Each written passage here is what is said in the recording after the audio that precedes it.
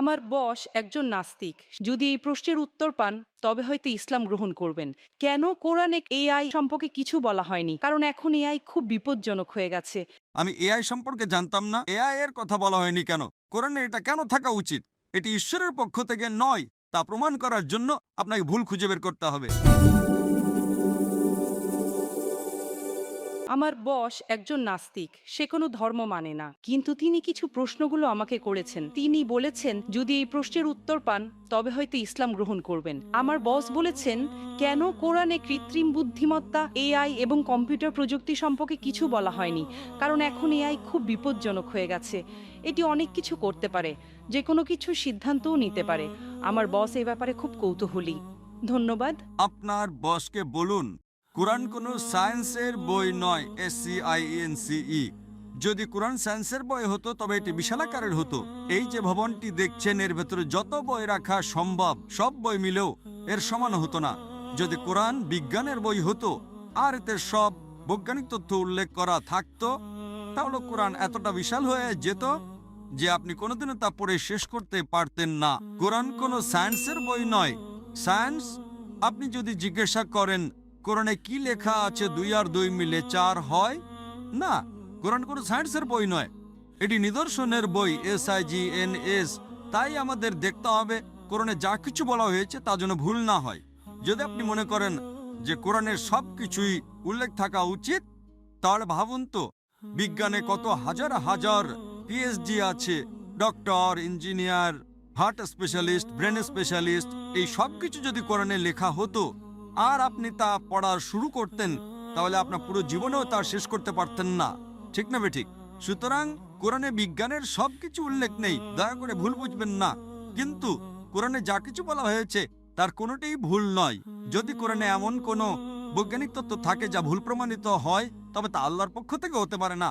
আর যদি কোরআনে এমন কিছু বলা হয় যা বিজ্ঞান অনেক পরে, 200 বা 400 বছর পরে আবিষ্কার করেছে, তাহলে সেটাই মুজিজা।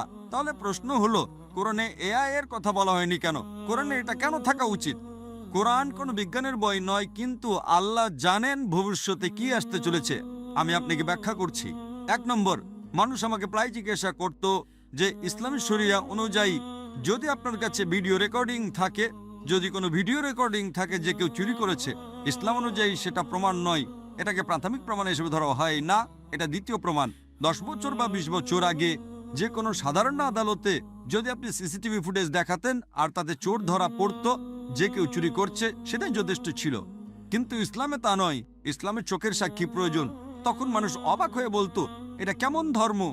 কোনটা বেশি নির্ভরযোগ্য, প্রত্যক্ষদর্শী নাকি ভিডিও রেকর্ডিং? কোনটা ভালো? ভিডিও রেকর্ডিং ঠিক না ভুল? আপনার বসকে জিজ্ঞাসা করুন। সুতরাং 20 বছর আগে যদি আপনার কাছে ভিডিও রেকর্ডিং থাকতো, তবে তা ইসলামের চেয়ে সুবিধাজনক না। প্রত্যক্ষদর্শী হলো প্রাথমিক প্রমাণ, ভিডিও রেকর্ডিং গ্রহণযোগ্য ছিল না।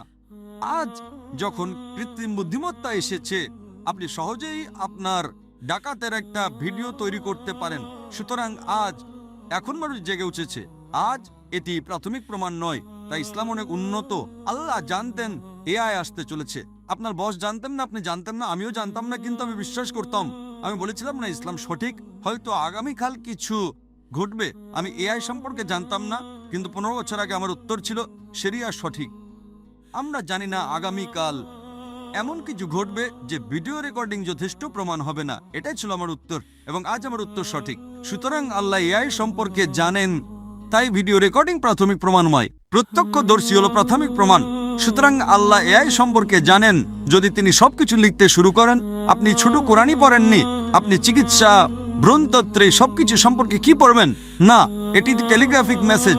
সুতরাং এটি ঈশ্বরের পক্ষ থেকে নয়, তা প্রমাণ করার জন্য আপনাকে ভুল খুঁজে বের করতে হবে। কিন্তু এটি ঈশ্বরের পক্ষ থেকে, তা প্রমাণ করার জন্য আপনাকে এমন জিনিসের কথা বলতে হবে যা মানুষ জানতো না। আপনি কি বুঝতে পারছেন? একেই বলে অলৌকিকতা। কিন্তু এখানে সবকিছু উল্লেখ করা হয়নি। আশা করি এটি উত্তরটি পেয়েছেন।